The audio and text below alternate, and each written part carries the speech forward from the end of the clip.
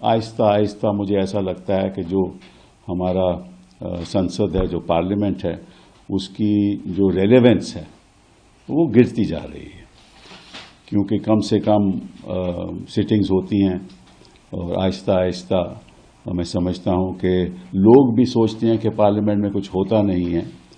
तो ये बहुत ख़तरनाक बात है, लोकतंत्र के लिए बड़ी ख़तरनाक बात है, क्योंकि सही मुद्दों पे चर्चा नहीं होती और ऐसे मुद्दों पे चर्चा होती है जिसका कोई आज के दिन लेना देना नहीं है।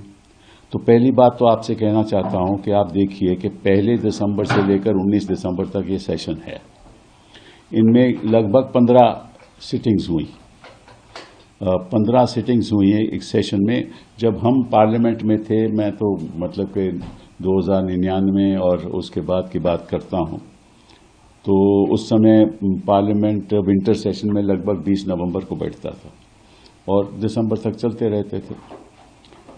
लेकिन आज के दिन वो ऐसा नहीं हो रहा। 1 दिसंबर में सत्र की शुरुआत हुई और 15 सिटिंग्स हुई। इससे पहले भी 2017 में लगभग 13 सिटिंग्स हुई, 2022 में 13 सिटिंग हुई, 2023 में 14 सिटिंग हुई और इस सत्र में 15 सिटिंग हुई। तो अगर ऐसे ही चलता रहेगा तो जो चर्चा होनी चाहिए पार्लियामेंट में वो चर्चा होगी नहीं, और फिर चर्चा नहीं होगी तो लोगों को जानकारी नहीं होगी। तो पहली बात तो ये है कि बड़ी दुख की बात है कि जो सत्ता पक्ष में लोग जो बैठे हुए हैं उनको पार्लियामेंट से लगता है कुछ लेना देना भी नहीं है। दूसरी बात यह है कि इस पार्लियामेंट में हुआ क्या। 1 दिसंबर में हम चाहते थे, विपक्ष चाहता था कि किसी तरीके से चर्चा हो एसआईआर पे, क्योंकि मैं समझता हूं कि आज के दिन एसआईआर सबसे बड़ा मुद्दा इस देश में है। क्योंकि अगर वोटर की सूची सही नहीं होगी तो निश्चित रूप से उसका प्रभाव लोकतंत्र पे पड़ेगा। अगर सूची जैसे एयर पोल्यूशन है, सूची में भी पोल्यूशन होगी तो फिर तो लोकतंत्र में लोग सांस नहीं ले पाएंगे ना, जैसे हम आज के दिन बाहर जाते हैं और सांस नहीं ले पाते। तो ये बहुत ही भारी एक मुद्दा है और मैं समझता हूं कि इसके बारे में पूरी तरह से चर्चा होनी चाहिए कि क्यों लोकतंत्र में एसआईआर की चर्चा क्यों नहीं हो रही। अब ये कहते हैं कि एसआईआर की चर्चा इसलिए नहीं हम कराना चाहते क्योंकि ये मैटर कोर्ट में पेंडिंग है। अब कोर्ट में पेंडिंग तो बोफोर्स भी था, तो आपको याद है, हम सब लोगों को याद है कि कितनी बार चर्चा हुई बोफोर्स की। कई ऐसे मुद्दे थे जो कोर्ट में पेंडिंग है, उनकी चर्चा हुई। लेकिन एक बहाना है कि हम चर्चा नहीं कराना चाहते क्योंकि जो बातें इलेक्शन कमीशन इनके इशारे पे करता है वो बातें जनता के सामने नहीं आनी चाहिए। खैर, इस बात को छोड़िए, चर्चा नहीं हुई एसआर पे। इन्होंने कहा कि पहले तो हम बात करेंगे वंदे मातरम की। अरे भाई, वंदे मातरम का आज के दिन क्या लेना देना है?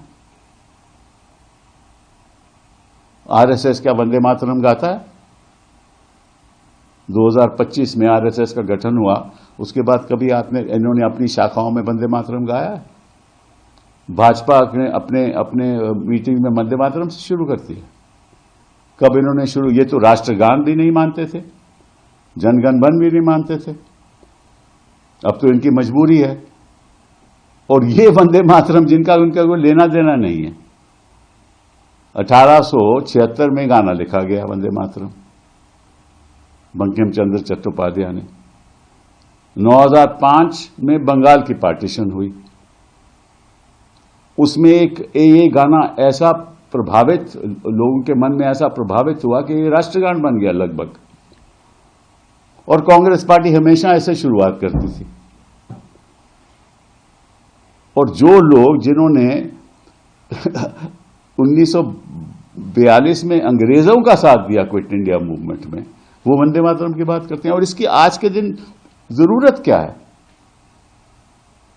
ये दिखाने के लिए कि हम बड़े राष्ट्रवादी हैं। अरे भाई, राष्ट्रवादी जो जितने हैं उतने हैं, वो तो जनता को मालूम है, दिखता है कि कितने राष्ट्रवादी हैं। जो गरीबों की रक्षा नहीं कर सकता वो कहां से राष्ट्रवादी होगा?